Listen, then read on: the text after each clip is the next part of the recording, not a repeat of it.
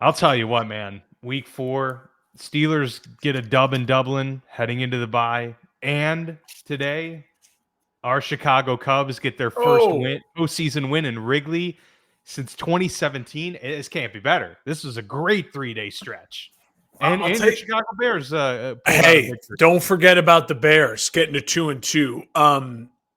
Watching that Cubs game here just before we came on, it felt so good to get a win. I Oh, I yeah. I was Relief. I was just like, I texted my brother. I was like, "We're winners, dude. Like, don't anyone else tell you. Like today, we're winners." They were winners. And Yeah. and that is a good feeling because you don't get to win much when you're a Chicago sports fan.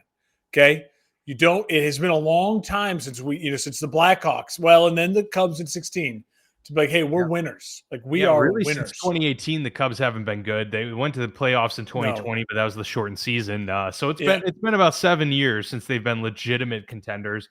The Blackhawks, yeah, it's been a decade since they've been legitimate contenders. yeah. The Um, Bears double doink the Bulls 2018.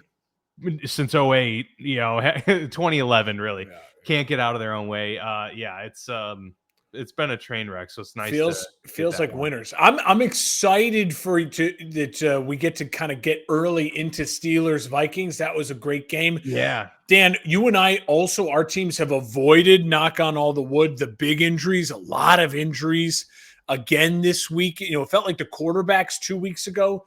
Feels like, star our wide players this receivers, week. some Yeah. star players this week. We'll get into all of that, a ton of action. Thankfully, the bye weeks have begun. So next week, so we have less games, and Yeah. we're not. A little I bit was of a going through shortened- making notes on all these games. I'm like, God, how many more games are there? We're heading now. The real football starts. Bye weeks, ties, chaos in the NFL. Yeah, no question. We'll dive into all of that coming up next.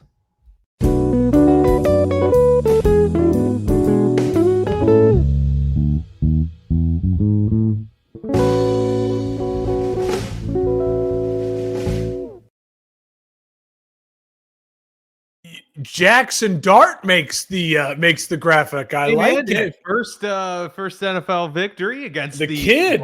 Los Angeles Chargers. Come on now, we got to get him in there. Absolutely. All right, I like it. I like it.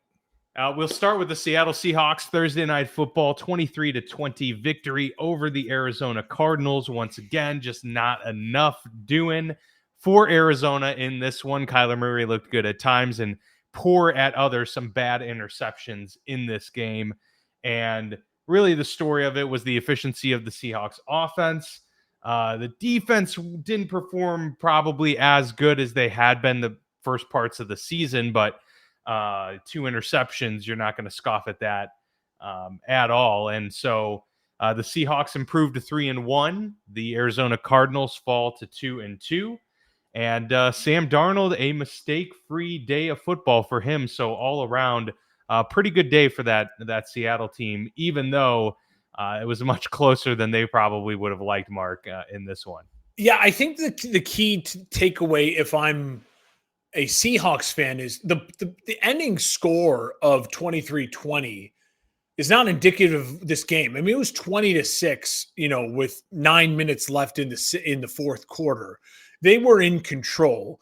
The Cardinals made 2 late drives and rallies after it felt like the game was pretty in hand for Seattle. Now, you don't love, if you're Seattle, to give up those late drives, right? You don't love to let the Cardinals back in, that's for sure. But Kyler Murray, up until those 2 drives, was struggling. Kyler Murray was also their leading rusher with only 41 yards. Kyler Murray also was sacked 6 times. Leonard Williams had a sack and a half in this game. Like, offensively, it just felt like they were in a malaise for 3 quarters of that game and the start of the fourth quarter. Yeah, if you look at Marvin Harrison Jr. in box score, he goes 6 for 66 and a touchdown. All right. But he was bad in the first half, and there was just no connection between Kyler and Marvin in the first half.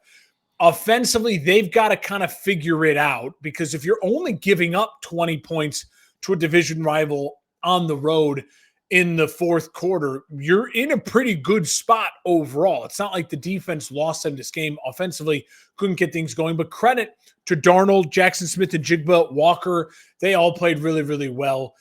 He got 8 different guys involved in the offense catching the ball. Darnold did. I thought it was a really clean win for Seattle. Seattle's starting to creep up my power rankings and really one of those teams that feels like they still have a little bit to prove, but right now are a really well-rounded football team playing good football. No, they are, and their defense is fairly stout. It's even better than I anticipated it being, despite McDonald being a really good defensive-minded head coach. So that part's been great, and Sam Darnold's just playing good football right now. He's playing sound football, and he's not turning the ball over a whole lot, and that's going to win you football games when you can marry those two together. So, I mean, you called it before the season. You said it's a sneaky good team. It's a solid roster. I wasn't sold on the Sam Darnold momentum train continuing to chug along, but so far through the first quarter of the season, it has. And the Seattle Seahawks, find themselves in a really good position there, especially now with the 49ers losing this week.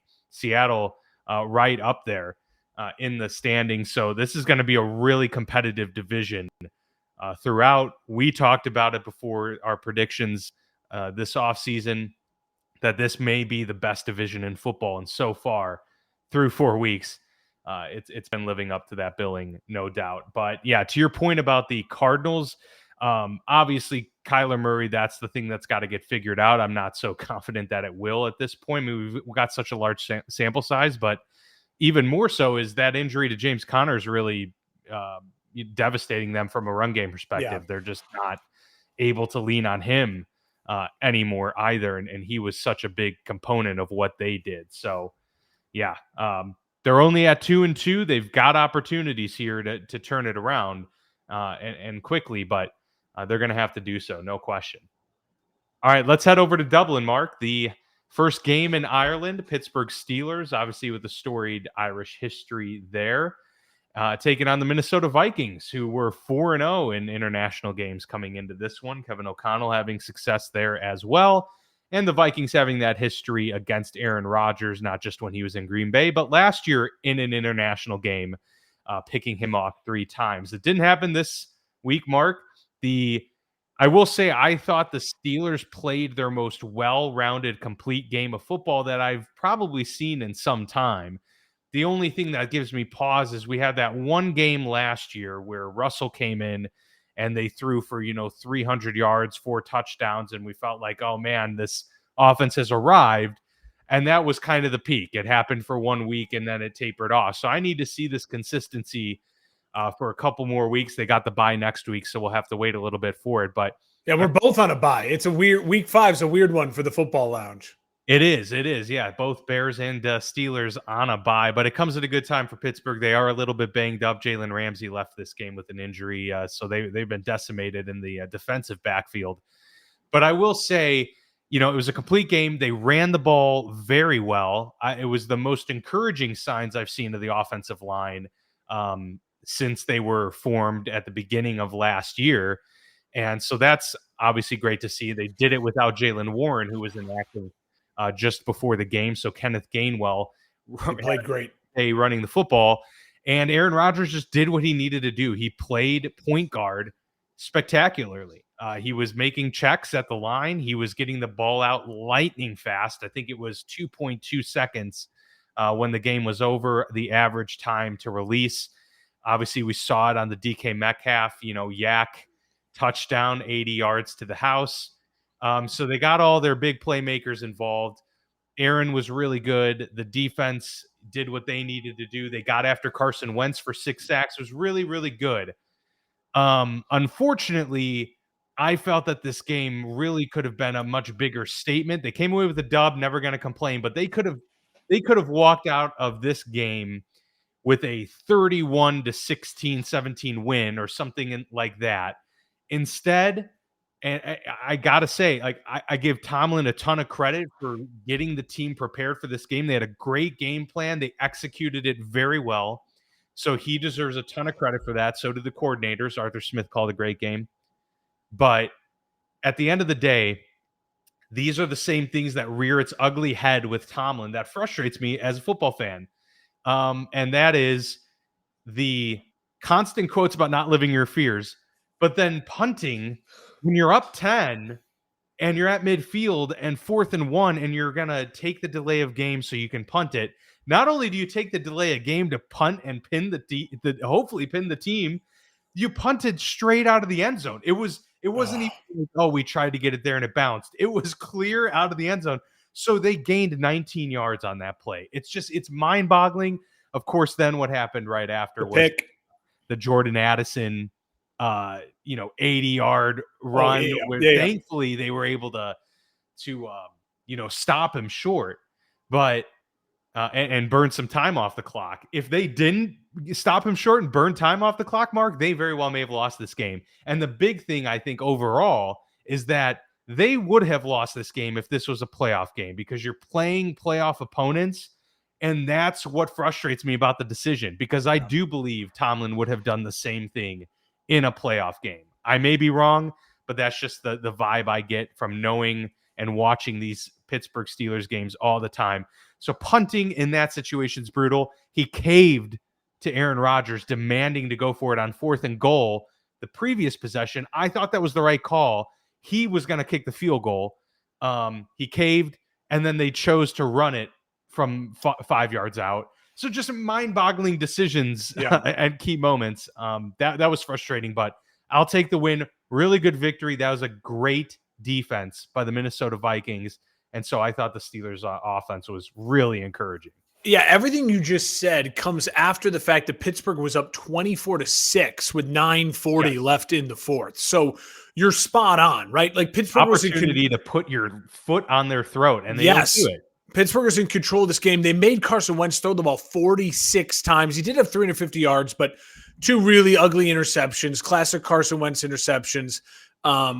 You also have a lot of then for Carson Wentz kind of garbage time yards there in the fourth quarter, getting the team back in there, obviously with the huge play to Addison. It was good to see Addison back. Kind of forgot that he came back for week 4. Certainly that offense, the Vikings offense, way more potent with him. 4 catches for 114 yards for Addison, his return. Justin Jefferson, Wentz got him involved, 10 catches, 126 yards and a touchdown. But again, look, if you would have told me Wentz threw for 350 yards and Justin Jefferson had 10 catches for 126, I would have said, so the Steelers lost this game. Easy. Yeah, exactly right. I think what you said about Rodgers was perfect. Aggressive early and then really settled in as the point guard. Kenneth Gainwell was the featured player. He was fantastic. 199 yards rushing, 2 touchdowns, 6 catches for 35 yards. But it goes to the fact that if I'm a Steelers fan, I'm hoping that Aaron Rodgers is having meetings now with Arthur Smith, and they can get on the same page then with Mike Tomlin to go, look at, we're up 24-6. We cannot win a Super Bowl. We cannot get to an AFC championship game against the Buffalo Bills, against the Kansas City Chiefs. If we are not aggressive and have a real game plan for what is our identity if and when we get up 24-6 late in the fourth, because this looked like a classic Steelers are going to squander this game because of Mike Tomlin's, we don't do what the analytics say we should do. We trust, our field goal unit and we trust our punching unit. So I'm with you, Dan. There's room for frustration within otherwise a good win to get to 3-1. For the Vikings, listen, I don't want to say, oh, well, you're floating, you're trying to just, this is not the Bengals, right? Where their quarterback's lost for probably the whole season. You hope to get your guy back, but your guy is not a savior, right? Your guy is not getting Joe Burrow back here in 2 weeks, in a week, maybe he's playing next week. Your guy is a dude who, to this point in time in his career, is a roller coaster, and we've only seen him in 3 games, 2.5 games, whatever it might be. So it's a weird feeling for Vikings fans because, again, you see all this talent and you see the potential, but you don't know what you're turning the keys back over to. It might be that Carson Wentz is your best chance right now, if you're a Vikings fan, to win football games, even though the back-breaking interceptions at times is just classic Wentz. That INT in the middle of the second, it was just horrific. It's like, I get it if it's Tua or if it's Bryce Young, like, well, they're small, they didn't see him, and they got to be like, hey, that's on me. I got to roll out. I got to know where the linebackers are. He's a big, tall, strong guy staring down people in the middle of the field. It's just what Wentz has done his whole career. Yeah. And I appreciate you pointing out the sequence too, because I did get the sequencing wrong. They punted after they were up 24-21 at that point, but they were at midfield, chance to put the game away, and that's when they decided to punt it. I would have understood it a little bit more if the Vikings needed to get a touchdown, make them drive 90 the yards. Whole field. Yeah, but they still kicked it for a touchback either way, so I don't know what the call was there, if it was just a mistake. But regardless, yeah, it was a cowardly call in my view at that point. 3-1 though, got to be feeling good with the Ravens 1-3, right? Absolutely. No, the Steelers are in a good position. Now, we got to remember, last year, they were leading the division for a really good portion of the season, and then they had that epic collapse late, right? So the takeaway is you got to keep it going. Stack wins. Use this bye, get healthy. Alex Highsmith back. Joey Porter Jr. hasn't played for a few games. Get him back. Jalen Ramsey healthy. Jaylen Warren healthy. Start to get these guys back. And come out of that bye with 2 division games, Bengals, Browns. Got to get victories there. Go to 5-1. Then you're feeling really good because, they have an opportunity here with the injury to Joe Burrow and obviously the rough start by the Ravens. You got to strike while the kettle's hot. The Falcons get themselves a victory over the Washington Commanders, relatively high-scoring affair, given the 2 teams in this one without Jaden Daniels. For Washington, 34-27 is the final here. Bijan Robinson played amazing. He was all over the stat sheet. Finally, the Penix to Drake London connection started to get going a little bit. They made an emphasis to get him the ball, and that was a smart decision. But Penix looked about as good, probably as good, I think, that as we've seen him in an NFL game to this point. He did throw an interception, but 20 of 26 was efficient, 313 yards, 2 touchdowns, and they ran the ball effectively as well with 128 on the ground. So thought it was encouraging for the Falcons, who are a sneaky 2-2 at this point of the season, Mark. Washington needs Jaden Daniels back. The Marcus Mariota, deal is just not going to be a sustaining force there for Washington, not to mention, they don't have their leading rusher in Austin Eckler there in the backfield, but they ran the ball much better. I mean, we'll say that's the Marcus Mariota. That's his thing, right? He had 2 carries for 20 yards in this game, a couple big scrambles. And overall as a team, they ran the ball well, but defensively, I think there's a lot of questions about Washington's defense, right? And Dan Quinn, this is where you made your money in the NFL, and this is why this team was as good as they were last year, next to the, of course, ascension of Jaden Daniels being what he was. Their defense played really well last year. So far this season, it's been kind of topsy-turvy. So that would be my biggest concern with Washington. And on the flip side, if I'm the Falcons, maybe this will get Penix and company, some much-needed confidence, and start to get things moving on the right direction, because I really did think Penix looked great this game, considering his previous performances. Yeah, I have no problem with Marcus Mariota. You scored 27 points on the road against a desperate team that was held scoreless the week before, that is coming back home trying to get to 500. You should be able to win that game, but you give up 34 points. Your defense is a massive issue. I agree with you. Penix's ugly interception let Washington back in the game late in the third. It was bad, but I don't want to hate on Penix too much, because this was definitely his best game. 20 of 26, 313 yards, the 2 touchdowns. That throw to Drake London, great deep ball to touchdown. And listen, if you're Penix, you look at the stat sheet and you look at how this game shakes out. You say London 8 catches, 110 yards, a touchdown.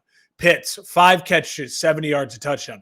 Bijan Robinson, him and Algier combined for 126 yards, 2 touchdowns rushing, and then he had the 4 catches for 106 yards. That throw to Bijan was fantastic, and letting him get in space and run. Bijan Robinson right now, through 4 weeks, has more receiving yards than Devontae Adams, Drake London, DK Metcalf, Nico Collins, Jamar Chase, Garrett Wilson, Tyreek Hill, Marvin Harrison Jr. He has more rushing yards than Derrick Henry, Kyron Williams, Ashton Genty, Jahmyr Gibbs, Omarion Hampton. He's having he's having a fantastic start receiving and catching to start the year. Big must win for Washington, for Falcons. For Washington, listen, you fall to 2-2. And again, you say to yourself, our problems will be righted when we get Jane Daniels back. That's what you're saying to yourself. I think this defense is a real cause for concern. You made the trade for Marcus Lattimore at the end of last season. It's not been great on the outside as a corner. Maybe it looks like the game has passed him by a little bit. The Falcons, what team are they? Are they the team that goes on the road that gets blanked by the Panthers, who we'll talk about in a second, who looked like crap? Or are they the team that at home against a team that was in the NFC Championship game last year looked like they were firing on all cylinders? We need to find the consistency. I think they're probably somewhere in the middle, which is why I'm fearful of Atlanta, kind of putting my chips all in on them. We'll see. Through 4 weeks, 2-2, great performances, bad performances, kind of all over the map. Washington's problems are more than just not having Jane Daniels. Bob wasn't great. Krosky, Merritt, where was the run game? No Scary Terry in the game either. Yeah, that hurt them too. I will say for Atlanta too, I made this note. I want to get this in. They let go of Younghoe Koo. They bring in Romo. He had a shaky first week, but then this week, 2 for 2 in field goals, 4 for 4 in extra points. That's got to build a little bit of confidence as well that this kid might be able to be, stick around as a kicker for this season at least. The Buffalo Bills win 31-19 over the Saints. Classic Bills game here. Not much commentary I need to give on the offense, but honestly, Mark, man, the Saints had opportunities. They were close throughout this game. They were close, and they looked like they may pull this thing out there in the third quarter, but then it got away from them, and late, and the 17 points in the second half kind of did them in from the Buffalo Bills. But I don't know, man. Is Spencer Rattler? This would be the best situation. They're 0-4. And maybe they've found a quarterback that can get them. I don't know. I don't think he's that good, right, to say he's our franchise guy. But if he he played pretty well. If he plays efficient football the rest of the season, and you're sitting at 3-14, there may be questions to be had because you can get a haul for that pick, no question. So I think Spencer Rattler's played pretty decent so far this year. Well, yeah, especially with the quarterback, it's just we have a long way to go. But the quarterback class out of college right now is not looking we thought it would. It's not looking like we thought it would. So to focus on Rattler, 18 of 27, 126 yards and a touchdown. He did scramble a little bit more, 6 for 49 yards. But Dan, I have to go back to his interception in the red zone down 14-10 going into halftime. That was the game, right? You're hanging around the first half. You're only down 4. You throw that ugly red zone. That was Olave. It was a trick play. Olave threw the pick in the end zone. It was like an end around or something like that. And then what am I thinking about the Rattler? Rattler threw a bad. I think he threw a bad pick last week. Maybe that was what you're thinking. But yeah, Olave. Okay, fair enough. But I think. To your point, though, he's not. His decision making hasn't been the best. Well, but also if you're going to go to that trick play as opposed to your quarterback in the red zone. I don't know why I wrote down Rattler there. I have it Olave on another note. Yeah, the interception. So I don't know what I was thinking there. I will say, as far as Allen goes, it felt a little playing with the food. He did run for the touchdown. That Shakir touchdown early in the game was awesome. They leaned on Cook. I think they just felt like, listen, we're going to hand the ball off to Cook 22 times. He's going to get 117 yards and a touchdown. We don't need Josh Allen to be Superman in this game. And he was fine. He ended up with 3 total touchdowns, 209 yards. He was efficient enough.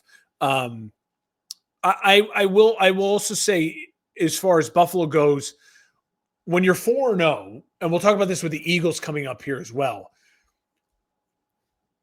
I'm not going to be overly critical because you're finding ways to win games. A lot of teams lose games and they're 3-1. The difference between 3-1 and 4-0, or 2-2 and 4-0, or the Packers we'll talk about later on, 2-1-1 and 4-0, is that like, yeah, the Bills didn't play their best, but they found a way to still win games. The Packers didn't play their best, and they found a way to come up with an ugly tie. It felt like a loss. You know what I mean? The Jags are 3-1, but they couldn't win on the road against Cincinnati when Burrow went out. It's like they didn't find a way to win that game. So I'm not going to be too critical of a Buffalo team. I'm going to heap them praise, I should say, for finding ways to win games. Do I think they're the Miami Dolphins, the 72 Dolphins? No, I don't think they're on their way to be this undefeated juggernaut. Yeah, exactly. But they're finding a way to win games right now, and the schedule is workable for Buffalo. And when you look at maybe the Patriots getting sneaky good and people falling off in the AFC like a Baltimore, Kansas City off to a slow start, like stack those wins now, because we know the way for Buffalo to get to Super Bowl is to host an AFC title game. Too hard for them to go on the road to beat a Mahomes, to go on the road to beat maybe a Steelers team, things like that. We want to see them at home for their chance. So not going to be overly critical. And for the Saints, 0-4, I don't think they're crying over 0-4. They're still a feisty team. It's a fun watch. It's not like a disaster of a watch, but they need to be panicking about what's happening in college football right now if you're a Saints fan. Yeah, exactly. No, it's like they're like, really? It's going to happen to us during this year. But yeah, there's only 2 undefeated teams right now in the league, and it's the Buffalo Bills and the Philadelphia Eagles. Who could have predicted that? Hint, a lot of people coming into the season. But hey, there's something to be said for actually getting it done, because you could have said Kansas City could have been one of those teams, or Baltimore, and they've had rough starts to the season. So to your credit there, you got to find a way to win. However you do it, gets that check mark in the win column. The Lions did something similar. They won in more convincing fashion, however, 34-10 over the Cleveland Browns to improve to 3-1 on the season. Goff looked really sharp in this game. Amon-Ra St. Brown was having a field day with the Browns defense. And I don't know. I mean, are we done here with the Browns? Experiment with Joe Flacco. Dylan Gabriel came in and had 1 pass attempt in this game.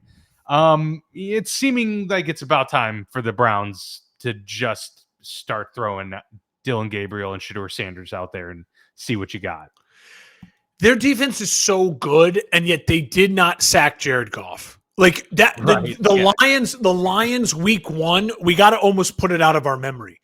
From weeks 2, 3, and 4, the Detroit Lions might be the best team in football. Jared Goff has not been sacked with that reworked offensive line. It's still got Penei Sewell, right? You still have star pieces on that offensive line, but they went through some changes, and yet he has not been sacked now in 3 straight weeks. And I get it. I didn't realize that. You can say, well, the Bears didn't sack him. The Bears defensive line is no. This is the Cleveland Browns, and their defense. Listen, it kept them in this game. Detroit only led 10-7 in the second quarter. I mean, it was then punt, interception, and all of a sudden Detroit touchdown 17-7, and it felt like the game was over. But there was a stretch there in the second where it was close. It was back and forth. Listen, Flacco's interceptions were ugly. They weren't great. I'm not sitting here pounding the table saying I'm done with Joe Flacco, mainly because they have a point though. I'm with you, but I'm not a believer in either Gabriel or Sanders being the guy, right? Yeah. So if I'm a Browns fan, I don't know if I want to send myself into that hell right yet, because the problem is his leash is going to be so short. If he looks so ugly in a bad first game, the chance for Shedeur are going to get enormous. And then you're stuck going, if Shedeur looks ugly, now it's week 7, and each of them have started a game, and now it's like, what do we do? You know what I mean? And so I felt always like I wanted Gabriel to have 3 games and Shedeur to have like 3 games at the end of the year, right? Now we're a far way away from week 10. And so that for my prediction, it's bad for Joe Flacco right now. Can they hold off another 2 or 3 weeks before they get into the flip-flopping of Gabriel and Shedeur? I don't know. The Lions, St. Brown, 7 catches, 70 yards at a touchdown. Jared Goff only had to be 16 to 27 for 168 yards, 2 touchdowns. They pounded the rock with Gibbs. They found ways to score in other ways. Hutchison, the sack, the strip sack fumble. He looks really, really good early in the season. The Detroit Lions, it's going to be hard for us to ignore that loss against the Packers week 1. They're a different team right now, and it looks like their culture has found itself. I still don't think offensively they're as quick play deadly right now as we saw in the past with Ben Johnson, but defensively they're playing well, and offensively that offensive line has found its groove, and that is bad news for the NFC. I am curious how they still haven't been able to find a way to consistently get Jameson Williams, that's what I mean. Big opportunities. Yeah. I mean, it's just, he is that big play threat. And on top of, I mean, this was a first round pick. He was a highly, highly touted. Well, they just paid him money too. Remember, they just signed him before the year. They just gave him money. They said, you're our number 2 guy for an extended period of time here. And he still just seems like a gadget guy, and so that's the thing where they gotta get other dudes more consistently involved. Obviously, it's working right now, so it's not like they're struggling, but would be nice to see that added component a little bit more regularly. Well, they feel a little bit to me like the Eagles in that way, where it's like people feel like AJ Brown, get him involved. It's like they can win in so many ways, and for them in this game, it's just like, oh well. It was Gibbs had a big game, and so did St. Brown. And now we're up big, and so we feed the rock. Like David Montgomery did nothing in this game. He was their star the week before. You know what I mean? Like this Lions team has a lot of weapons. I'm with you though. Consistency for Jameson Williams. Can we also quickly mention Judkins?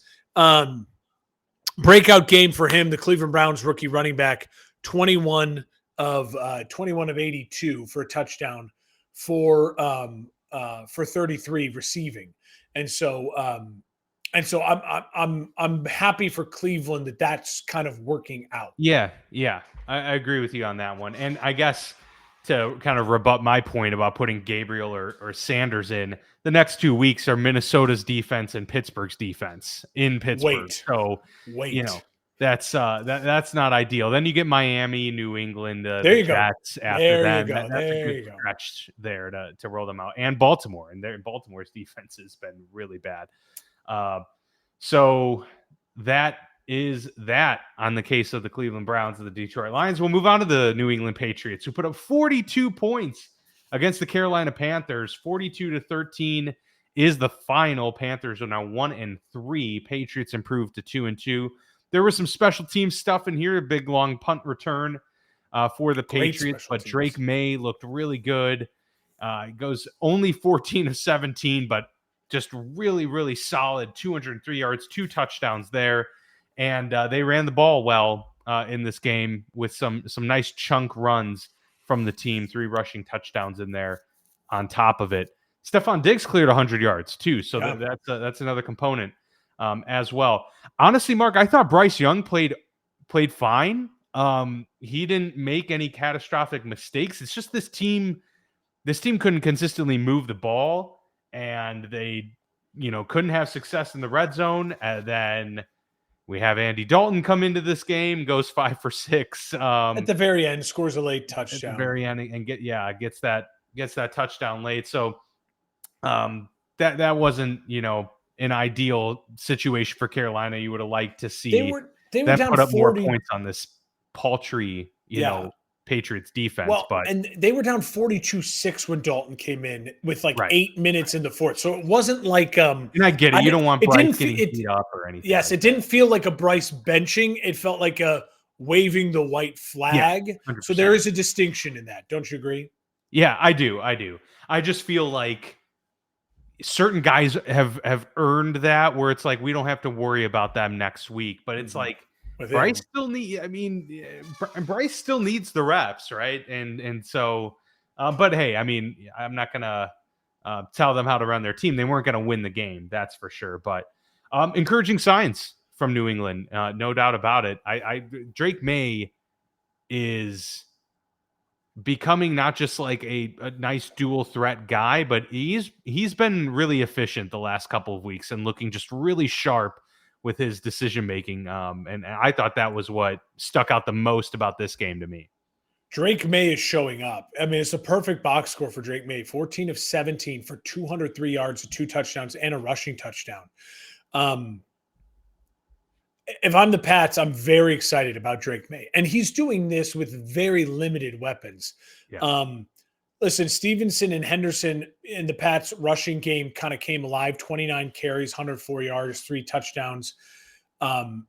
He had Diggs kind of finally show up. Hunter Henry has been very good for him, but there's still like ideally another 2 weapons away from like, okay, now Drake May's got his weapons, right? Like you'd like to see a true number 1 show up and maybe another fun, like over the top slot guy. And then probably even like the successor tight end to Hunter Henry at some point in time here in the next year or 2. Bryce Young, Dan, it's just, as I'm watching through the highlights, it's just like you're not getting enough. It's year 3, right? It's not elevating, yeah. And my biggest frustration with the Tuas, the Bryce Youngs, I say it every week, is again, Drew Brees is giving a lot of guys opportunities in college, right? Because like, oh no, we can win. And the modern NFL offense is giving guys opportunities in college who are smaller, who are accurate, just like dink and dunk point guard type quarterbacks.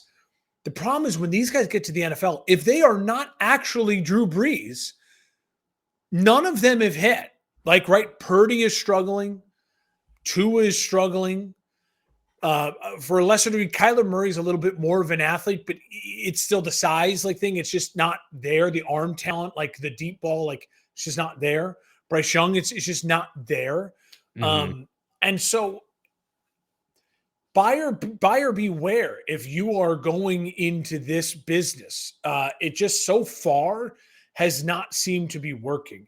I get it. If you come in, you have to be the most accurate quarterback in the league, like Drew Brees, or and your IQ has to already be able to be Drew Brees. Like you don't get the leeway of Drew Brees getting 4 years and then developing at a different time in the NFL where it wasn't all just on the quarterback. Like right, and having a quarterback whisperer with you the whole way and weapons.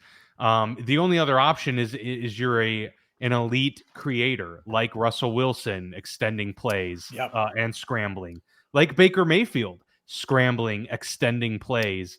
Doug Flutie, even to a lesser extent, was a guy who could rally teams to win because he just made ridiculous plays on the field.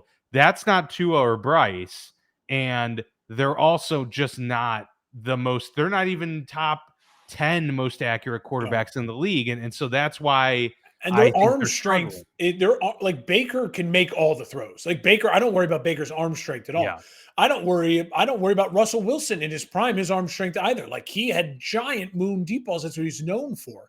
Yeah. When have you seen Bryce Young do that? Like you just haven't. So Drake May, great game for him. He's really starting to pop. He feels to me like him, Caleb, and Jaden, like they're all starting to really find their groove, and the teams are starting to get really happy about them.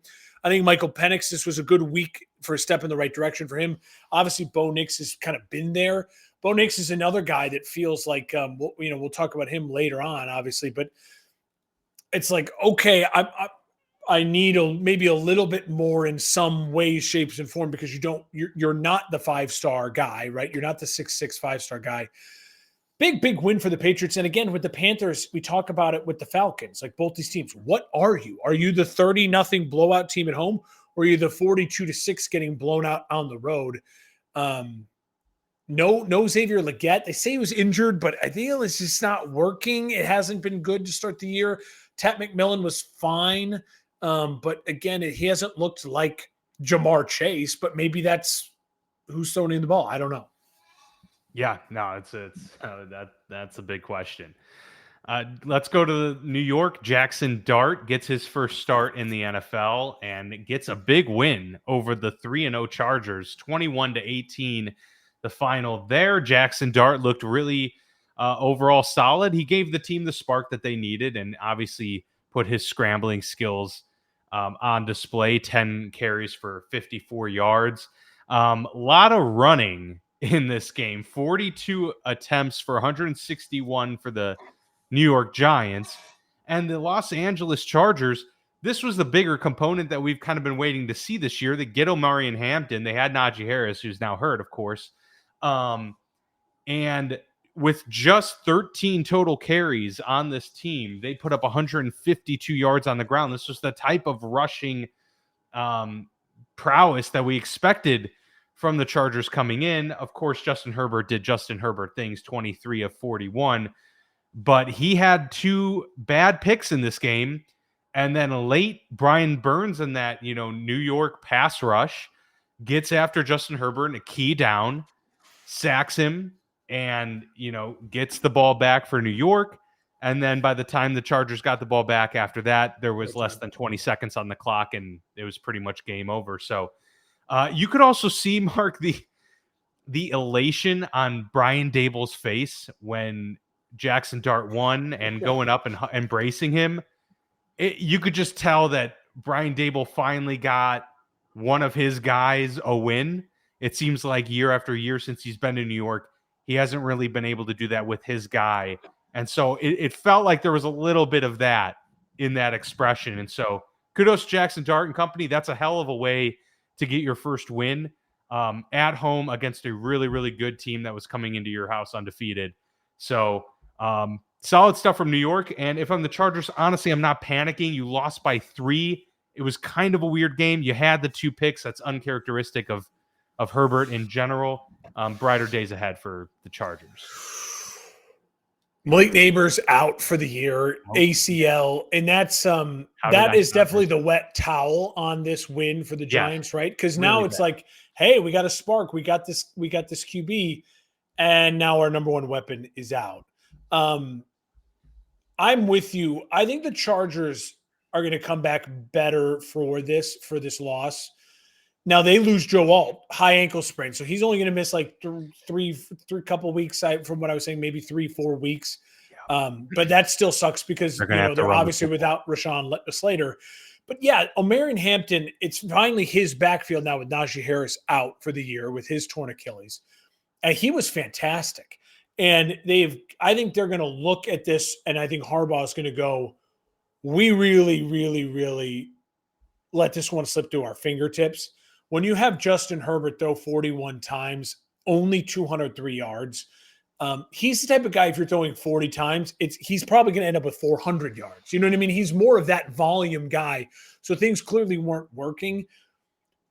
I'm not panicking if I'm the Chargers. You went on the road all the way, as far of a road trip as you could basically make from Los Angeles to New York. Early game. You had 14 penalties for 107 yards. You lose Alt. Scatterbo, they handed it to him a billion times. You get 6 sacks on the game. Like, your defense played well. I can't think of his. I can't say his name. Tuipuyoto. Yeah. He was fantastic. He was fantastic. He had 4 sacks in this game. So, lot to like. And again, to me, the interceptions weren't great, but the killer mistake from Herbert was the sack, the 16-yard sack. When you're down 21-18, you get the ball back in the fourth quarter, you're driving, and then you take that devastating sack. That's unacceptable. You got to be better than that if you're Justin Herbert, and you got to know your line's beat up at that point in time. The ball's got to come out, and you can't afford to take a 16-yard sack. Final point. Jackson Dart, I thought, was really fun to watch. I get the excitement around him. Dan, he was taking ginormous hits. Like, he was running the ball like Justin freaking Fields. I'm watching this, I'm like, he looks like Justin Fields. Like, he's just recklessly running the football like he's a running back. It's like he looks might have been a little overamped. Yes, it's like he was like Cam Scatterbo is like, let's fucking go and like let's run the ball. And he got injured in this game. Like, and now he's kind of questionable for next week already. Like, And I get it. Dable found success with Josh Allen. He got this head coaching job because he made Josh Allen from a runner to a passer, but still embraced the running of Josh Allen. I like Jackson Dart. He's a big dude, but he's not Josh Allen run the football big dude. And so hold your breath and hope that they can not have him run for 10 times 54 yards and take those hits next game. Yeah, 100%. We mentioned the Bills going to 4-0. The Eagles are also 4-0, 31-25. They pulled this victory out by the skin of their teeth. Very close game in this one. Competitive game with the Tampa Bay Buccaneers. Baker Mayfield and company falling, though, to 3-1. So something was going to have to give in this game. I will say, and rightfully so, a lot of people are talking. The Eagles' offense hasn't really looked as dominant as it certainly did the last half of last season, including into the Super Bowl. They've kind of trudged along, but Tampa Bay is a hell of a team. So to pull off a win any way you can take it, I think you're pretty happy about that if you're the Eagles. They also pulled off that nifty trick on the fake tush push, which I thought was really, really interesting and really smart. But they were more about efficiency in this game. They didn't run the ball particularly well, but they didn't also make any of the big mistakes. And only a couple sacks on Jalen Hurts. So nothing really to write home about. I'm curious what your takeaway was from this game. It almost looked like Bucky Irving was going to be hurt bad, but I think he's gonna miss a little time. He might miss a week or something. He's a little banged up. I will say this, Dan. My big takeaway was, okay, like Tristan Wirfs is back, so he was a little shaky, he was a little rusty, but that's a huge. Even in a loss, if you're a Bucs fan, you say to yourself, okay. Almost got in a fight too. Yeah, you went toe to toe. You were down 14-0 when Baker threw that really, really ugly pick, and that was a bad pick. He had another bad pick later in the game. But I will say this: for the Eagles, you had control of this game early. Your special teams were dominant. You blocked the punt, you get the touchdown, you get the interceptions. You're kind of controlling this game. I'm not going to be too critical of the Eagles offense, but I will say I agree with you. It doesn't certainly feel easy right now. Like Saquon, 19 carries, 43 yards, and even 4 catches for only 31 yards. Like he certainly has not been Mr. 2000 this year, right? Like the pace has dropped off. I think you're also seeing teams play the Eagles a little differently. They're daring them to throw. They're playing more people in the box. And they just haven't adjusted to that, or they're just willing to say, we're going to play a muddy game and we're going to trust our talent's going to beat your talent and our special teams are going to beat your special teams. And so far they have, to the tune of 4-0. Listen, if you're the Bucs, you got to be pumped that you didn't have quit. You battled back. You gave yourself a chance to win this game. I still think the Bucs are right there. I absolutely think they're a top 10 team in the NFL. I think that they have a bright future still ahead in this game. A.J. Brown, he's the discussion. He will be the discussion, and he should be the discussion. He was targeted 9 times, 2 catches for 7 yards. Yeah. Something is not working. I don't know if it's the offensive coordinator. I don't know if it's the quarterback wide receiver relationship. Something is not working, okay? It needs to get addressed if the Eagles want to be a Super Bowl back-to-back team. They're okay to trudge along right now, but if we're still talking about a week 8 performances like that, even if they're 8-0, I think we're going to have some real questions about the legitimacy of their title, defense and how far they can go. Not panicking if I'm Baker and the Bucs. No Mike Evans. Egbuka, it was very good. Baker had that dart to Egbuka in the touchdown, for the long touchdown, the third. That looked good. They're going to be fine. I could see these two teams squaring up again in a big game. They lost to the Super Bowl champs by 6. Like you can hang your hat on that, and you're perfectly fine. The Texans, 26-0 drubbing of the Tennessee Titans. Was this in your mind a team that was on life support? Finally, trying to just exercise some demons. Absolutely. It's the same thing we've talked about kind of with the Falcons and the Panthers. It's like, what are we now, right? Like you absolutely needed this and you got this. That's huge for them, right? And Stroud looked really good, 22, 28, 233, 2 touchdowns. Woody Marks, hello, welcome to the NFL, 17, 69 and a touchdown. He also had 4 catches for 50 yards, a touchdown, the 4th rounder out of USC. Nick Chubb, 13 carries, 47 yards. I think Danielle Hunter, 2 sacks. Defensively, they just were locked in. And that was to me, this was the mark of a culture win. It was a big, big culture win. You look at to me so far, they had to stop the bleeding, and they did so in a really big way. They re-entered the chat. The Texans have re-entered the chat.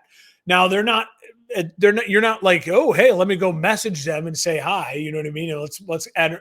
But they're there. They're back. The little green light is alive next to their name. For the Titans, really quickly, Ward, it was the first time I thought it looked like it was a struggle. Like it was overwhelmed. It wasn't overwhelmed. Like he hasn't been brilliant, but in every game you see like the whoa, wow, right? And this game you saw a smidge of that, but you saw a lot more like, oh God, they don't know what they're doing, and it's just not good. And offensively, I'm worried for them because they've invested heavily in the offensive line the last 2 drafts, and the offensive line still just is not coming along for them. 100%. Did the Texans? I really quickly, I think I saw somewhere the Browns traded for the Texans tackle, Cam Robinson, who was on the Chiefs.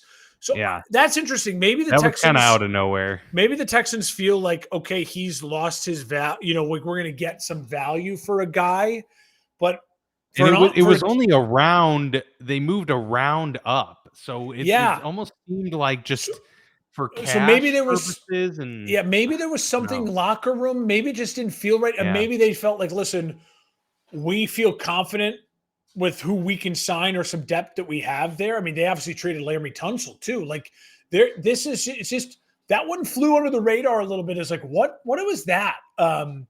Especially for a team that's 1-3, but was expected to compete. So we'll see if their offensive line is really struggling in the next couple of weeks. That might become a bigger story. Yeah, agreed. We have to keep tabs on that.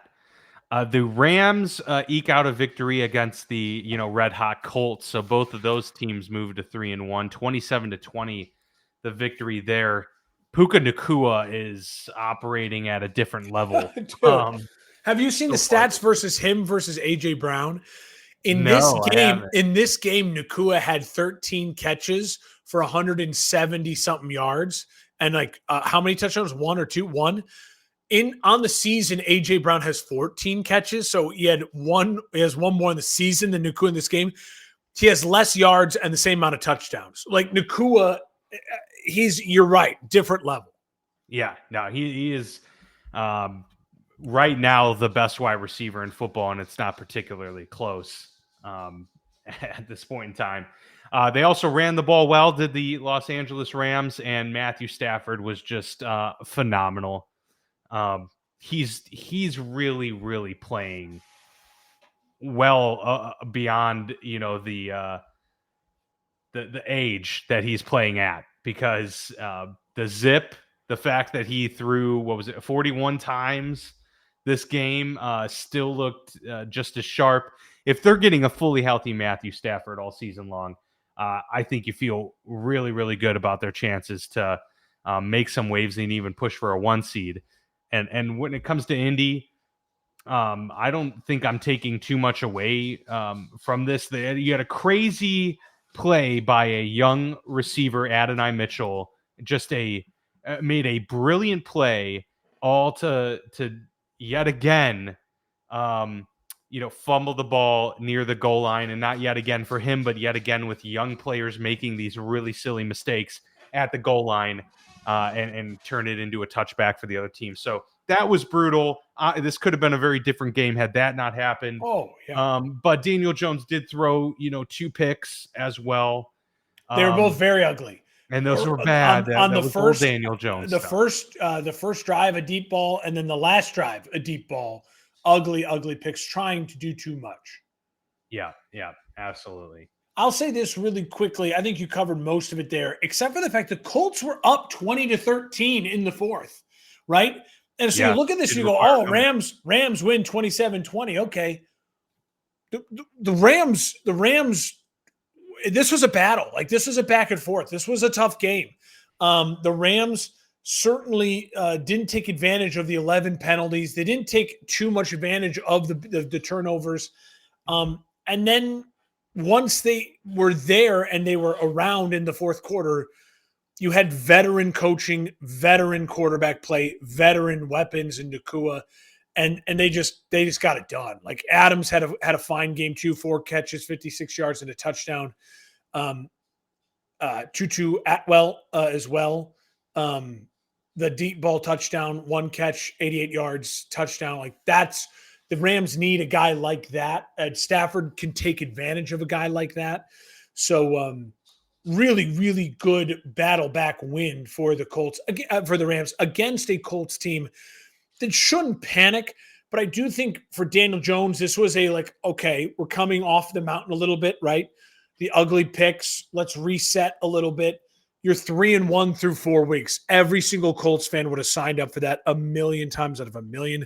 I think Rams fans would have signed up for 3-1 as well with their schedule, knowing that again, they played a really close game against the defending Super Bowl champs like the Bucs and lost. I feel good about both of these teams. I think the Colts were my first team on the outs of the power rankings. Okay. I think I had them at 11 or 12. The Rams, I think I have the Rams in the top 5. Yeah, and I think that's fair. The Rams are playing really, really good football, and the Colts are solid. I still don't buy them long term. I feel like this team is still going to be in that 500 range. And obviously, before the season, I picked them, I think, to win 5 or 6 games. So I think at this point, they're going to win more than that. But yeah, I think they're still a year away and probably a quarterback as well, even though, hey, they may be sticking with Daniel Jones. The Jaguars pull off a big win. I thought this was a huge win for Jacksonville. I hate that I didn't get to just watch this game because it was on when the Bears were on. Right. Yeah. So I got highlights of it. I was following on my phone, and then of course I go back and I watch all the highlights. What a game, Dan! What a game! Great game. I thought Trevor looked really, really good. There were a couple moments where you're like, oh, Trevor, like a couple of those, but way fewer than we typically see. It was really good all around, and he didn't throw for a ton, but he was really, really good with the football. And they ran the ball really well. This was like the ETN game. He just run after run. They were getting chunk yards, 6 yards, 7 yards here.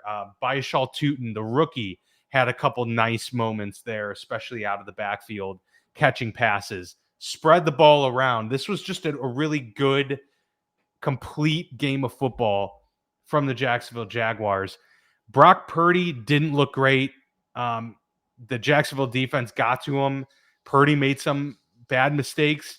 Christian McCaffrey did everything he could in this game to keep them in it, and they were in it, till the end. But, it was 26-14 before San Francisco ended up, getting that touchdown in the fourth quarter and make it close. So this was more of a beatdown by Jacksonville than maybe the score indicated. Well, yeah, it's 17-6 halftime lead for the Jags. They get that. There's a couple sequences I wanted to mention. The long return right before the end of the second, gets the Jags that field goal to get them to 17-6, right? And so the Jags were up 7-3. You have a field goal from the Niners, so like they're cutting into it, and all of a sudden then you get that last field goal there to cushion that lead, puts a little bit more pressure on them. Brock Purdy, he was down 17-14, so they battle back, they get the 2-point conversion. All right, we got a game here. It's 17-14. You're at home, right? You are the home team against the Jacksonville Jaguars team. That interception in the middle of the third, down 17-14, was just ugly. The first one was a tipped. CMC should have had it. He bobbled it. Other guy catches it. You know what I mean? Like, I'm not going to kill Purdy for that. Yeah, that happens. But Purdy, they asked him to throw the ball 38 times, 309 yards. The touchdown throws were fine, but that interception to me was an absolute killer. The Jags get the special teams, the return at the end of the third. It's 26-14. And then even after all of that, you are at home, right? You just got paid $60 million a year, Brock Purdy. You have Ricky Pearsall, who can play. You have Christian McCaffrey, who's a stud. You have, so far from everything I could tell, like your best offensive linemen are playing. It's not like they're decimated on the offensive line, injuries or something like that, right? You have a backup tight end who you're finding a connection with, even with Kittle out. You have all of these things, and you're at home. 3:30 left. The Jags miss a field goal. The Jags should have won the game. They should have gone up 29, you know what I mean, and forced you to get the touchdown and the 2-point conversion. Yeah. 26-21. You get the ball, fumble. Like you fumbled the ball. You didn't even get the drive. You costly fumbled the ball. It can't happen. It cannot happen for someone who the Niners have invested in to be good. Listen, Lawrence, if you look at the box score, it's like Lawrence 174 yards a touchdown. Purdy 309 yards, 2 touchdowns. But if you watch one quarterback versus the other, it's like I'm taking that guy over the other guy all day. Easy, yeah. And Purdy just, again, you cannot make the mistakes. That one interception was really bad. And I heard this from Colin Cowherd today, and that's why I listen to guys like them. I steal nuggets. I try to bring it to our viewers and our listeners. Purdy led the FBS in interceptions. He led college football in interceptions, like from when he started to when he was out. He was a reckless player at Iowa State. He was, now the thing about him too is he was reckless in that fun way that he was kind of a gunslinger and accurate in other ways. But he was a guy that would make costly throws and costly errors. There was a play, I hope I'm getting this right, in the college, in the a big bowl game at Iowa State, that he, at the very end of the game, they needed it. It was 4th down to keep their hopes alive. He passed the line of scrimmage and then fumbled the ball backwards and had to go get it. And then he was tackled and it was game over. It was like, so that's listen, the Niners are they're 3-1. I'm not panicking they'll be all right. them. Yeah. But again, this was another classic example of like, I wouldn't have paid this guy, and they did. And so good luck to you. Like, I don't know what the ceiling is for the Niners. I didn't pick them to make the playoffs. Listen, they're off to a hot start, but this was, I think, a telling win. The 49ers defense had 0 sacks and forced 0 turnovers at home against Trevor Lawrence, who's prone to turnovers. So it was a complete team loss, not just Purdy. And for the Jags, you didn't play a great game. Travis Hunter and Brian Thomas Jr., 8 catches for 91 yards. But you created 4 turnovers, that Jags defense. Some really nice things coming from them. The Jags had 12 penalties. They couldn't take advantage of that. So there was a lot of ugliness and craziness in this game. But credit to the Jags again for finding a way on the road to get this win. I think it was the biggest win of the weekend. Yeah, I did too. That was really important because they are one of those teams that are sneakily 3-1. Yeah, you're like, okay, like Jacksonville's doing all right, and maybe they can continue to stack. The Kansas City Chiefs absolutely crushed the Baltimore Ravens. 37-20 doesn't even feel like it does the game justice here. They were down 30-13 at the end of the third. I mean, it wasn't a close game. Absolutely brutal. Patrick Mahomes, 4 passing touchdowns to 4 different players. They also ran the ball 32 for 118. And the Ravens, by the end of this game, had Cooper Rush out there playing. Lamar Jackson, little banged up with a hamstring. Seemed like he would have been fine to go back in, but he's going to miss, they say now, 2 or 3 weeks. Did they actually come? Okay. That was what I saw today. The Ravens. He was going to miss one based on he wanted to go back in and finish it. And John Harbaugh made a statement like, he's a fighter and stuff like that, but we wanted to sit him. And so that's That was the latest I had heard. But if you can look at games, you can look it up. I correct me if I'm wrong, but I'm pretty sure I saw earlier today Lamar. Yeah, we'll check it right now in real time. Unlikely to play week 5, could miss 2 to 3 weeks per 2 to 3 weeks the Watt. hamstring. And listen, Roquan Smith injures the hamstring. Their defense can't afford that. Matabike is now out for the year. That was their biggest loss in terms of for the year. That's the guy. That's the one guy they have up the middle that can actually create and wreak havoc. Well, money wise, they've invested in the front, the middle, and the back end of that defense, and all 3 phases are beat up now. Yeah. They weren't playing well before they got beat up, but now they are also not playing well and beat up.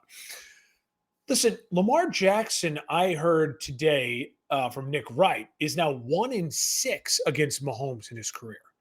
But this is a quarterback that has the highest winning percentage in the NFL since he entered the NFL. Highest passer rating. And the highest pass rating in NFL history. So this is now officially something. They cannot hide from it.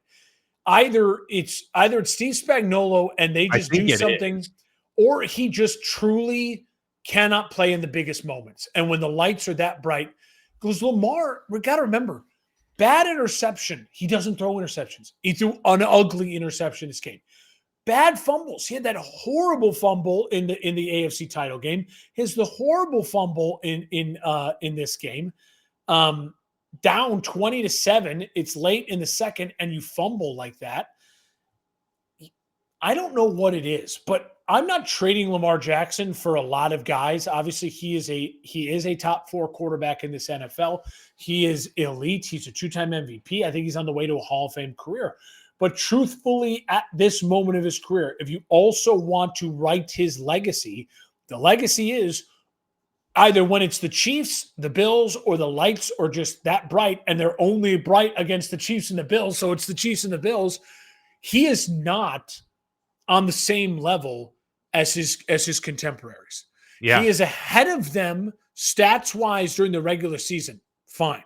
But when you're talking about head-to-head, Josh Allen, Joe Burrow, Patrick Mahomes, that's who he's competing against. He has he has the privilege, he has earned the right to be in that conversation. Trevor Lawrence hasn't earned the right to be in that conversation. CJ Stroud has not earned the right to be in that conversation.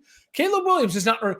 He has earned the right. Those 4 names, that's who he's measured against. Those are the best of the best. Justin Herbert hasn't even earned the right to be in that conversation because they haven't actually gotten to play those guys in the biggest stage. The last 4 years, the only 4 names that matters when it comes to who's going to Super Bowl in the AFC are those 4 guys. And right now, he's at the bottom of those 4. He's still an amazing player. But the Ravens have to look themselves in the mirror a little bit right now. You're paying him a ton of money. Your defense is falling apart. Derrick Henry looked mortal. It seems like he's in a little bit of a slump, and he should be. I mean, he's going to have stages of this. He's an old player. All that to say, the Chiefs are still really good, right? Yeah, and I think what the Chiefs proved in this game is, hey, we got Worthy back.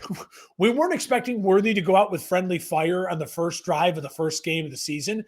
That threw a little wrench, but here we are. He's back healthy. We'll get Rice now in 2 weeks, and all of a sudden, everything that they worked on the offseason, all systems go. This is going to be going really well for the Chiefs. And if I was the Chiefs, I would be absolutely in the market for a running back. They have to be considering who's available, who is maybe not happy, who's trying to sell. Spend more. Give a 3rd or a 4th rounder. You don't get Breece Hall. Go get someone who might be selling, because if they can add a legitimate RB1 to this group, the offensive line is fine. It's above average. If they can add a legitimate RB1, when you have then the depth of wide receivers, because all of a sudden Juju Smith-Schuster becomes like your 3rd option once you get Rice back, that's really solid. The 2 solid tight ends. They just need one more piece. It was a really great game for Kansas City, a great win for Kansas City. They're absolutely all the way back, it feels like, even though they're 2-2. And for Baltimore, I'm not counting them out. I can't count them out. But we'll see what they do of these next 2 games if Lamar misses. If they're 1-5, how can you not at least count them out of that division? I don't see them making a comeback in that division, depending on what happens with Pittsburgh over the next 2 weeks. If it's 1-5, that's going to be really tough. I mean, I will say, the final like 5-ish games of the season are tough for the Ravens, but they have a fairly workable and easy schedule here. I mean, Houston's up next. They can easily win that game even without Lamar, I would say. With Cooper Rush? This isn't. I was a shocked reminder of like, oh shit, that's right, Cooper Rush, because you just think of all the Tyler Huntley, and he went to the Pro Bowl. And Tyler Huntley, yeah. I'm assuming someone like Marcus Mariota is coming in, right? Right. Not Cooper Rush. They got the Rams and the Bears after that, though. Those are a couple tough games, and then I think he should sit for the Bears games. Get healthy. Yeah. Yes. Exactly. Get healthy. And they probably won't get Burrow for their first game against the Bengals late November. So there's opportunity here for the Ravens to get this thing right. But yeah, hopefully this injury doesn't linger for Lamar and extend it beyond a game or two, because that would really hurt their chances. Let's get to your Bears. 1-point victory over the Vegas Raiders, but like a counterpart on the Football Lounge with Mark and Dan once tweeted to me earlier on Sunday, a dub is a dub. So you'll take the win any way you can get it. 25-24, block the field goal at the end of the game to secure the victory. How are you feeling after that one? Listen, I got this brand new Bears hat. I went retro. Everything's now like the bear logo. So my wife's like, I want to get you a new Bears hat because your other one is Grody. She doesn't understand that that's like a mark of pride that I wear it so much. I just turned your camera around because we couldn't. It was mirroring, so everything was backwards. Yeah, and so I'm like, I laugh because I'm like, oh yeah, you know what? I want to go back to the C. I want to go back to the C logo that they wear on the helmets. Back to the basics. Listen, I could sit here and nitpick. There's a lot to nitpick. DeAndre Swift is not consistently good enough. 14 carries, 38 yards. He did have the really nice touchdown run at the end of the game. And I appreciate him breaking that one, and that was huge.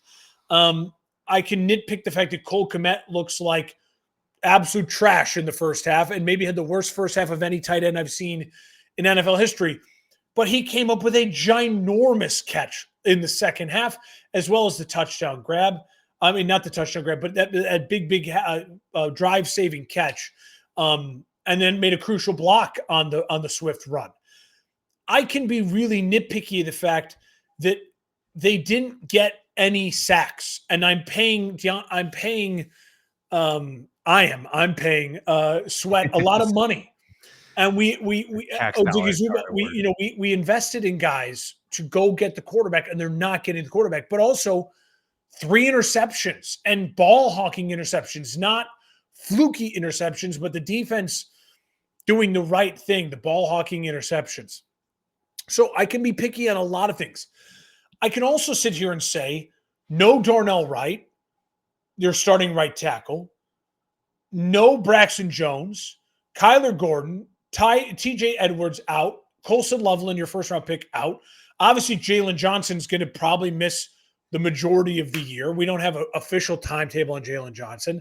No Grady Jarrett in this game up front to kind of balance the front of that defensive line. The Raiders outrushed the Bears 240 yards to 69. And yet the Chicago Bears found a way to win a football game. This is the first time I saw a great tweet, and I think it's so apropos. This is the first time since Lovie Smith was the head coach of the Chicago Bears that I feel confident that my head coach currently can win that game, not lose that game. Does that make sense? Yep. We've had over a decade of coaching where it's like, oh, we're going to lose this game. Like, we're not going to win this game. Lovie Smith's Bears teams with Brian Urlacher and Lance Briggs would find a way to win that game with a gritty defensive effort. This Chicago Bears defense found a way to win the game with a gritty defensive effort.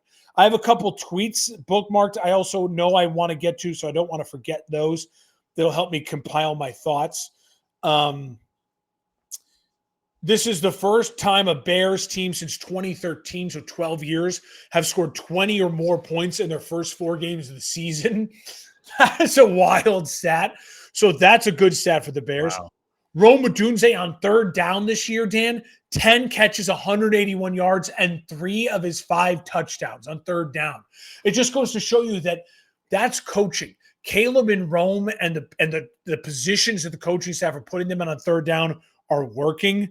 Caleb Williams in the red zone this year, 12 of 19, 58 yards, 4 touchdowns, only 1 interception. And it was this interception, which credit to Max Crosby. He just made a play. Like that wasn't Caleb throwing a bad pick. That was Max Crosby being a game Max wrecker. Crosby and TJ Watt both getting interceptions the same weekend. That's pretty fun. Dude, being a game wrecker. And then he has 8 carries for 41 yards and a touchdown in the red zone. So he's running efficiently in the red zone as well. So much to like for this Chicago Bears team in finding a way to win that game. Dan, agreed. The throw to Rome Odunze for the touchdown, go back and watch it over and over and over again. There's so much to like because so much of the Caleb highlights are the ones where it's like, oh no, he's moving. What is he doing? And then it's just like a dart. And you're like, oh my God, that's why you drafted number 1 overall. This touchdown to Rome Odunze on third down, what was it?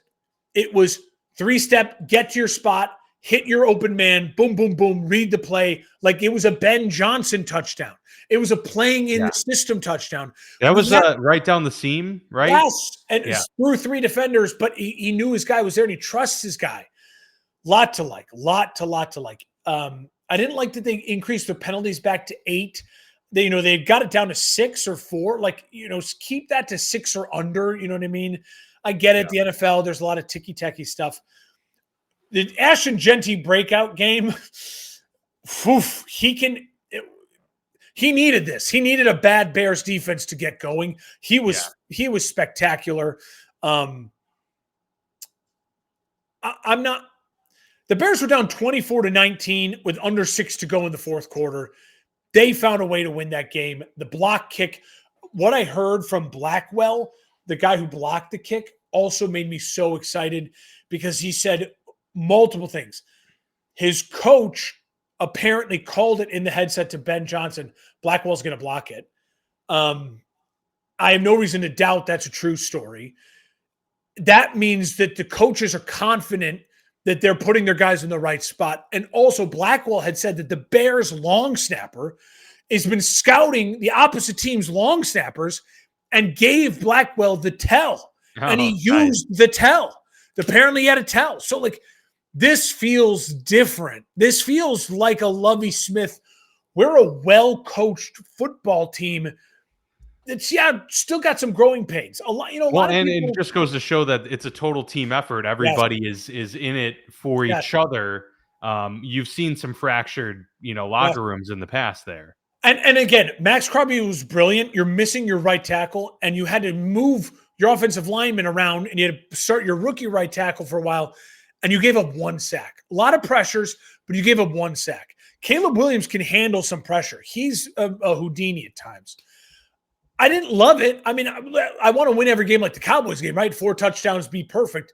But for anyone to sit there and be anything but positive about this Bears team getting this type of victory this early in the season, I don't know. I don't know what you're saying and what you're seeing. They also needed this bye week. I said it 5 weeks ago, right? I hate the early bye unless they were beat up. This team is beat up. No Kyler Gordon, no TJ Edwards. He hasn't played yet this year. They need to get some of those guys back. They need to get Darnell Wright back. They need to address what they're doing at the left tackle position. I think they're going to hear during this bye. The Washington Commanders have a really tough game against the Chargers.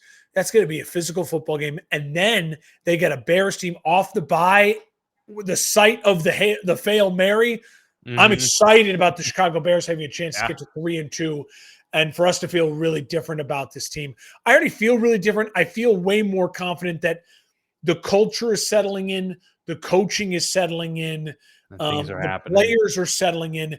I just wish they were all healthy because I think if this Bears team right now had some of these pieces, this could have been a much more telling win like the Cowboys win.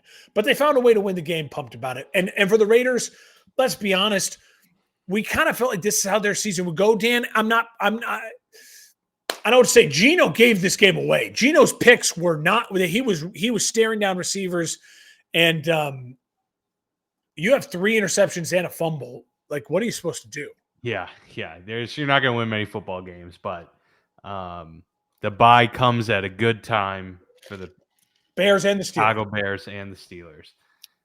The Packers and Cowboys in the tie herd around the world. What a wild game this was. 40-40 is the final. And it was looking like it was going to be a low-scoring game. 13-16 was the score at half, and it ends up 40-40 in overtime.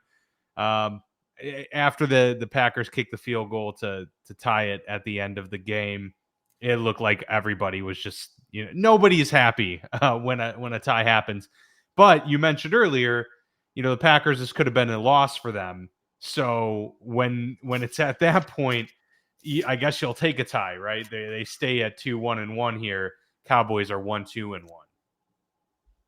I hate ties. I do. Yeah, I had to turn my hat back around because I'm back to being an impartial journalist now. Yes. This was a win for the Cowboys, and this was a loss for the Green Bay Packers. I don't think there's any other way to really look at it. Now, the great thing for Green Bay is at the end of the year, we were talking about how close I think some of these records are going to be with Chicago, Detroit, Green Bay, Minnesota. You think of all the Washingtons, how that wild card is going to shake out. We're going to have a lot of teams. Look at the NFC West, already 3 teams, 3-1. Like, there's going to be a lot of junction. What's your function at the top of the playoff seeding? Having a tie is going to be hugely helpful for them, right? Is a lot compared to a loss. So it's not a loss. But Dan, as much as we were lauding the Packers after week 1, and we were questioning the Lions today, right now, who's the better team, the Lions or the Packers? I feel like it's the Lions. Yeah. They're playing better football. And here's the problem. I don't know if the Packers or the Cowboys' problems are that fixable right now, because both the quarterbacks were phenomenal. I hate to say it. Jordan Love was terrific in this game. Yeah. 31 of 43, 337 yards, 3 touchdowns. You score 40 points on the road. I don't care who it's against. You should win that freaking game.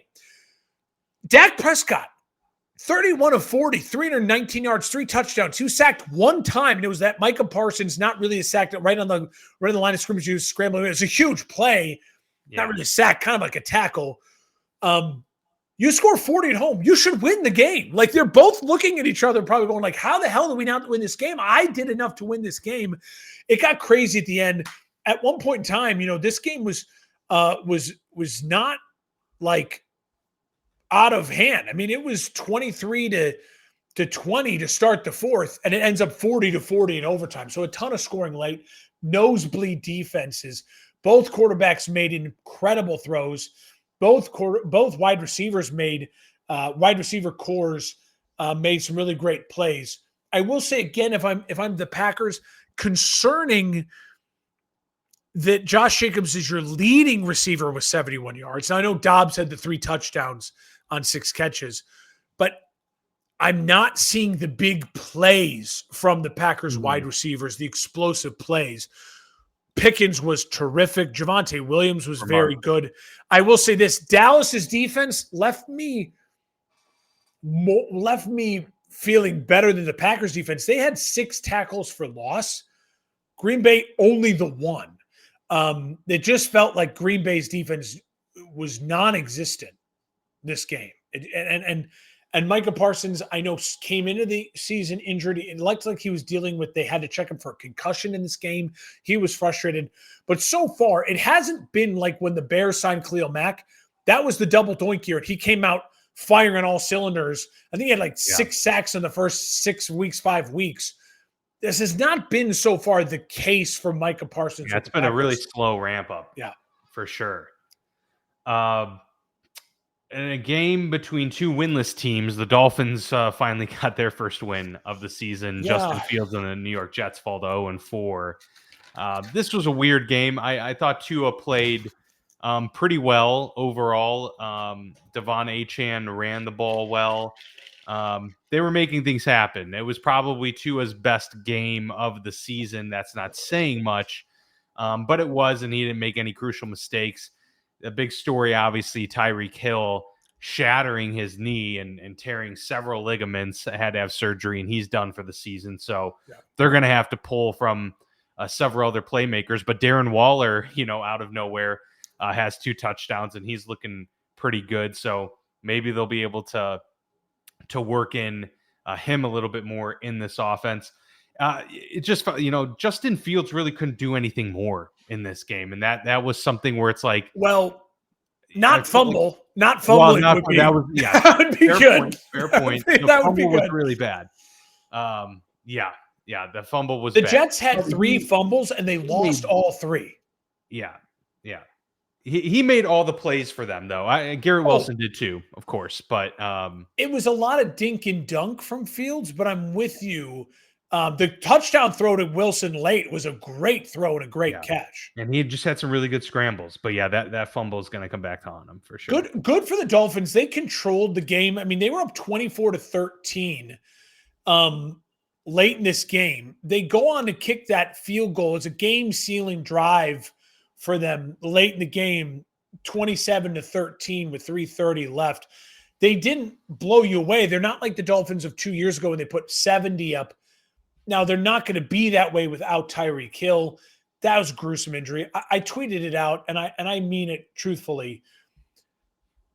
He's got some off-the-field stuff that he should very well be made fun of for on Twitter and things like that, and it's not a great look for him as a human being. But as a football player, he is a truly great football player, and I'd hate to see his career go out kind of like this. I don't know if you're going to recover from tearing multiple ligaments, including your ACL, and a violent knee dislocation on a tackle like that to be what you are, which is a speedster wide receiver who's shifty. I don't know. I hope he comes back and can. But the Jets are built with a defensive head coach with what we thought was a really good defense. 0 sacks. They haven't been effective. They've been a poor unit. They've been a poor unit. And Justin Fields is not to blame. The fumble was bad, but overall, Justin put his team in positions to be better, and they couldn't do it. They're not running the ball effectively enough. They're not getting turnovers on defense. Braylon Allen's fumble was really bad because they were really just about to score. They were just about to score. I think the Jets, don't get me wrong, I think they have zero turnovers. Yeah, like they haven't caused a turnover on the year. Yeah, no takeaways. That's not good enough. That's not good enough. McDaniels avoided being fired. Like, this could have been the he gets fired game. It's not the Jets fire the head coach because he's a rookie head coach. This was the if they lose at home in an ugly way, it's the get fired game. He avoided the get fired game. Good for him. Yeah, exactly. How are you feeling about Bo Nix after the 326-yard 2-touchdown performance? Some nice, a couple nice scrambles on key downs. He had the touchdown as well there too, and they really took care of business against the Bengals, 28-3. I feel like I feel like this was we're going to show Bo Nix off game. And it didn't feel like it needed to be that. I mean, Dobbins was so effective, 16 carries, 101 yards. First 100-yard rusher since Sean Payton took over the Broncos. Yes. And again, it just goes to show you why Sean Payton sometimes had a lot of 7-9 seasons with the Saints. Nix threw 42 times. This game was never in doubt, Dan. This game was never in doubt. Like the Bengals couldn't do anything after that first drive. It was never in doubt. And they kept throwing the ball, and it was 28 points at home. Like, it's not like they scored 40-3. So again, maybe I'm being too critical, but he was sacked 0 times. And it was still, you missed 13 completions, like the ugly red zone interception. Talk about an ugly red zone. Spencer Rattler didn't throw one. Bo Nix did throw an ugly red zone interception. So I'm not in love with Denver. Yeah, they claw back to 2-2, but I'm not. My arrow isn't pointed nearly as high as like a Chiefs clawing back to 2-2, or even like the Bears clawing back to 2-2. because it felt like there was more expectations for the Broncos to start, and it just didn't get there. Do you feel that the Bengals, now that they're 0-2 since starting, Yeah, Browning looked like shit. are they screwed? It looked like shit. I don't think Bengals. It's not even working with Chase and company, which is and that's what they got to get. They got to get aggressive. I think the move is Russell Wilson or Jameis Winston. I think the move is in New York. I don't think it's Kirk Cousins. They don't have to worry about Joe Burrow's stature as the guy. He's the guy. I think they got to go get aggressive. Maybe it's Marcus Mariota. Maybe it's I don't know who they go. Maybe they call the Chiefs and they go get Gardner Minshew. But they've got to get someone who can confidently get the ball to those guys, because, Dan, it was just inaccurate. There was a lot of inaccurate, the balls were floating. They never even gave him a chance. Jake Browning was floating a bunch, and it just looked bad. And I know he's played well for them, but eventually coaches get enough tape where it's just we're going to force the pressure. Chase Brown's not doing enough on the ground to cause us to fear anything.